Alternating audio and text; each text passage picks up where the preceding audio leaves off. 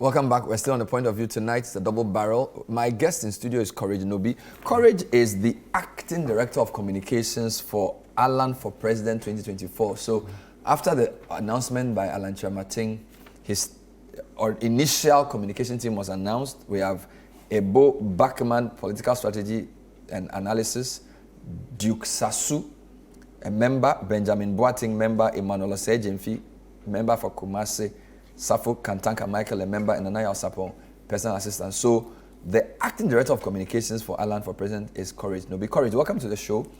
Thank you very much, Bernard. So this team that I mentioned, yes, are they the sort of, is it like the media team? Yeah, the communications team. Yes, for now, but it's far beyond just these 6 people. But these are the 6 frontline in it. But these 6 were part of the Alan for NPP flag bearer team as well? Absolutely. Every single one of us was on board with Alan for President in the NPP primaries. And we are still with him. So why didn't you let the process finish? You went for round 1, which was just a selection process. You people told us that Alan's main support base is the people who vote in round 2. Yes. Then he goes to round 1, places 3rd, and then he opts out. Why do you do that? Thank you very much. I think the context is well explained and well placed, and it is for the fact that at this time T, the party is no longer what started in 1992. It is no longer, it does not reflect any of its principles, and the fundamental ideals being the freedom of thought, choice, and action. And that is the bedrock of everything that the party was set out to do. The party was supposed to be the promoter, at the forefront of advancing democracy in this country. All other parties, when I was young, I wait every Sunday to sit behind the TV to listen to the NPP panelists on Talking Point, because I knew that I was going to hear substance. I was going to listen to somebody who was going to inspire something in me. As we stand here right now, the thuggery and all that it has become, it makes it no. And when did Alan find this out? No, he's always been fighting this. Not today. I mean, remember 2007, 2010, 2014. He's always been at the forefront of saying that the direction that we are going is not the best for the party. This is not what we set out to do, and all of that. And it has come to the point where even his attempt to restore the party to what it was supposed to be, what it was set out to be, the forces that have held on, I call them the dark forces, wouldn't let go. In that case, the commitment originally is to the advancement of the country. That is what the ideals that formed the party was about. It was about how we advance democracy in Ghana, how we advance development in freedom in Ghana, how we make sure that people have access to quality education, healthcare, keeping the environment green and safe for everybody. These are the things that matter. And so is Alan saying that based on those who control the party, even though he believes he has support among the rank and file of the party, there was no way he was going to win? For which reason he left the party? I think my summary on that would be that the organizers of the election were not ready to let the rules that govern the election play. Because every other delegate was coming to vote in an election which is being organized by the constituency executive, by the regional executive. And these people have taken into a position that, no, we want this predetermined outcome. So when that has been done, when did they say that? No, you see, it's a grassroots movement. So you have feedback coming from everywhere. The superdelegates election was just a demonstration of all that they've been planning and plotting to do. So at this particular time, the party no longer serves the purpose for which it was established. So you're saying that the top of the party is stronger than the base? Because if the base is 200 and something thousand voters, and you have less than 1,000 people going to vote, and Alan places 3rd, how does that small group override the will of the masses if the masses really support your candidate? Well, they do, but there was no way they were going to even be allowed to vote in a fair process in the first place. You have the National Council of the party overruling constitutional provisions of the party in order to satisfy a certain interest. In what matter? Is it for the runoff matter? For the runoff, for example, because the Constitution is supreme to everybody. But what I'm excited about today, what I'm excited about coming to your studio to do, is that there's a bright, bold future for this country. There's a bright, bold future for the young people of this country. I had built something within the party, but I believe that the right direction to go is what Honorable Alan Kyerematen is presenting, that he will form a government of national unity that will advance the transformational agenda for this country. And I think for me, that is the focus. For somebody who breaks away from a party to be promising unity, is that not anachronistic? You just left a party that you couldn't unite with. How do you then form a national unity government? With who? I think the error is that most people have become more party focused than nation focused. There's a lot more people beyond the NPP. You know, if you divide the nation even into two, I do not think, or three, I do not think the NPP represents, have over 30 million people. I bet the NPP is about 6 million. So beyond the party, there's Ghana. And this movement is a movement for change for Ghana. And that is why we are excited to drive it. We're excited to be at the center of it. We're excited to follow our leader. Our leader who has demonstrated over time that he's got the character, the competence, the credibility, and he's an executioner to get us from where we are now to where we want to be. He has proposed a bold plan, not just the same manifesto they said no. But he said, this is my great transformational plan. This is the template upon which I want to build national consensus in order that we can develop. I heard my brother who was in the studio earlier saying that there should be a plan that we are all following as a nation and everything. He's already set a tone for that already. And it is that kind of quality of an ideal, the belief in processes, procedures, that can ensure consistent transformation over time. That is what excites us as young people, and that is why we are galvanizing behind him on this particular But you have movement. two problems. The first problem is that he's been part of the NPP furniture since the beginning. Yes. So if NPP has become a pale shadow, or NPP has become grotesque, not in the same words, then he's part of the change, right? So you can't say NPP is not what you see it to be, but you are different, because he's been the longest serving trade minister. Trade ministry is one of the most important portfolios in any government, in any country. Well, what I would say is that Joseph was amidst about 12 siblings, right? But Joseph was unique at every point in time. And Joseph, at every particular point in time, demonstrated the ideals that represented the family, the Abrahamic family that he hails from. That is Alan Kyerematen. At no Joseph point did not resign from his family. At no point. Joseph stayed in the family. No, I think we are now even at the Joseph level where Joseph is pushed out of the family. No, but he wasn't sacked. He left the party.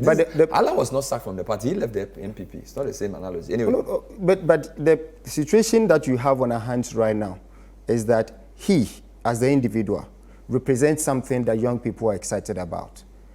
From 92, I'm always surprised that from 92, you have a politician who has been without blemish, who has been consistent in his character, the moral aptitude that he represents. He's always been, people expected him probably to have another government, to run a parallel government and all that. He says, no, I have a mandate as trade minister, and that is what I'll deliver. If you don't mind, at any point in time, we are excited and bold to debate the Alan Kyerematen record. And when you debate it, he's a proven performer. Even in this government. What is his most significant achievement as a politician? As a leader? As a leader, his most significant achievement is advancing industrialization. He's been about that since. See, every single thing we are seeing happening in this country is because there are no jobs. You go to the airport, you've seen the images. Young people are fleeing the country for lack of opportunities, lack of jobs. And that is what he's been about every time. So every single time, as he has campaigned, he's been about from 2007, he's spoken about jobs for the people, cash for the people, that people need to get jobs to do in order that they will earn an income to take care of themselves. Yeah, but what does it transform? What he's spoken about, I've spoken about many things, but nobody holds me responsible because I don't have any posts. So what he said today that we need a transformational leader. Yes. So what is the evidence that he's won? Okay. In 2017, when we came to power, industry was in a comatose at the time. Under him today, we can boast of some 294 projects in one district, one factory alone that were initiated under him, 124 of which are complete, and that alone created some 160,000 jobs. What that means is that whatever our unemployment situation is today, it would have been worse by 160,000. That aside, every district in this country now has what we call the business resource centers, being manned by young people. And all you need to do as a young person, you have an idea, you go there, you receive technical support, they assist you with all the processes to be able to get funding so you can create job and employ your colleagues on that. Apart from that, we have seen him lead a charge at making sure that as a continent, we are trading within ourselves. And that for me is absolutely transformational. To have the AFCTA set up and subsequently have the headquarters right here in this country, employing young people and advancing trade within the continent and connectivity within the continent. These three alone are very monumental. In fact, recent data from GMF shows that even second quarter, Ghana still has trade surplus, and that is because our export base is continuing to increase. What is happening is that you need this kind of agenda, this kind of person mainstreamed, driving this as the main agenda. Industrial growth has shrunk compared to the other two sectors. If you look at agric services, in fact, Ghana is a funny country. We moved from agric to services. In industry has actually reduced in the past 20 years, yes, of which he's been trade minister for the most part. So I'm surprised you're here saying that industrialization has been transformed. Yes, they've built some factories on a 1D, 1F, but Ghana has gone through 2 decades of deindustrialization. Absolutely. So you cannot come and tell me that that's a transformational leader doing trade. Well, if within 4 years, you manage a project that leads to the creation of this number of jobs as I'm giving, I think that is transformative in a way. But again, that is not just where it ends. He says, I understand the system. You see, I can be a minister. I can table something that, Mr. President, I want this done. President will say, this is not priority for me. If you check the budgetary allocation to industrialization as against something like NAPCO and all of that, you would clearly see that even that was not the priority of the president. Okay. What he's saying is that as president, I am mainstreaming industrialization. And that is what makes the Alan there's a limit to what he can do. There's far more, even within the limitations. Okay. You know, this is what he's been able to achieve. How much more would he not achieve if given the opportunity to lead the charge for this country? To say that my major agenda is industrialization. And if you check the GTP, the plan connects it from agriculture, because if you don't fix agriculture, you cannot have successful industrialization. I'll come to GTP. Let me talk to Mr. Ransford Gyampo. We're on a point of view trying to understand the dynamics of the announcement by Alan Kyerematen, former Minister of Trade, former NPP flag bearer aspirant, now announcing that he is going to run 2024 as an independent candidate. Professor Gyampo, thanks for joining us. Good evening. Hi, good evening. So this decision by Alan, is it a political master stroke or political suicide? Oh, I don't think it's political suicide, given the events that he himself narrated as occasioning the decision that he took. It appeared that there was no way he was going to be able to surmount the challenges that were confronting him within his own party.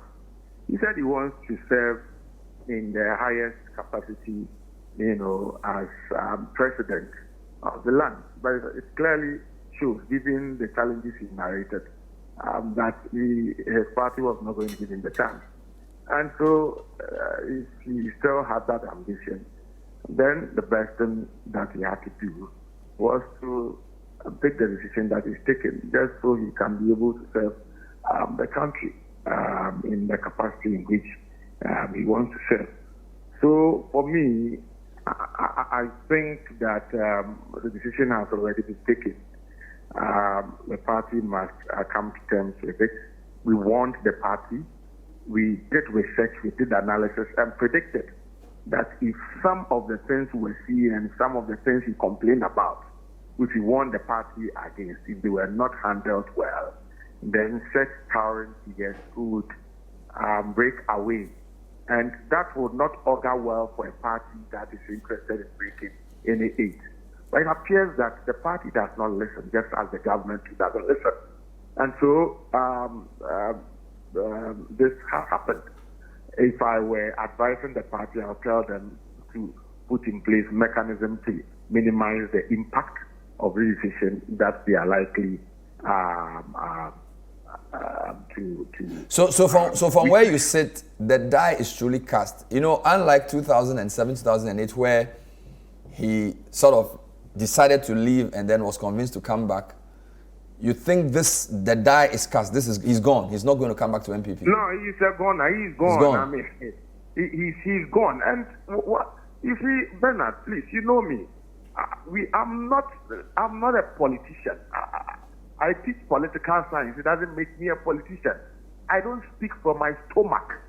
And when we were predicting this, there were some food soldiers who have eaten and their bellies are full, who were going about saying all manner of rubbish. But the point is that we do scientific analysis so that we can be able to predict with some degree of certainty. We knew this was what was going to happen, and we're telling some of them that put your acts together, because political parties that have their base, their support base, even consolidated, are unable to, on their own, win elections. And so, as for political parties whose bases wouldn't be consolidated because of some of these things, then the least said about them, the better, if they want to really make serious incursion in the coming elections. Like I said, they should quickly put in place measures that will minimize the impact. Because whether you like it or not, the man is going to take away some support base from the party. And you want to break an eight, you cannot go into that contest with this particular incident if you don't put in place measures to minimize the impact. So my point is, I don't think it's politically a suicidal decision that he's taken, because as he narrated and as I understood what he said, it wasn't like he was going to be able to surmount the challenges. I listened to him closely this afternoon. It appeared that he wasn't going to be able to surmount the challenges. Meanwhile, he said he has an ambition to be president of Ghana. And so, to be president of Ghana, one vehicle is for your party to present you. But another vehicle, even though we have not witnessed it before in Ghana, but it happened elsewhere, is for you to be able to also form your own party or go as independent candidate. And I think that those who are tickling themselves and laughing would better have to sit up and do some introspection with sobriety to assess their chances very well. Because I'm telling you, if you have election 2024 going to be held, and then you have people like President Mahama on the ballot paper, you have whoever emerges victorious as the NPP flag bearer on the ballot paper, and then you have Alan Kyerematen also on the ballot paper, then you can be sure that the voting populace or voting of the ordinary Ghanaian is not going to be on autopilot. Now this time people will think before they cast their ballot. And that should tell you something. Unlike previously where people may have made their minds, because the persona, the pedigree, the credibility, and what Alan stands for does not compare to any of the candidates who sought to be third forces and any of the candidates who sought to establish their own parties or who sought to run as independent candidates. In terms of credibility, in terms of somebody whose name rings a bell, Alan is miles ahead of all of them. And so, are you saying that Alan has more clout in NPP today than Tarzan had in 2000? Because Tarzan was part of Tarzan was part of the Kuripreku group. He was a very popular force in NPP. He went as a leader of the UGM, and he didn't make a dent in 2000.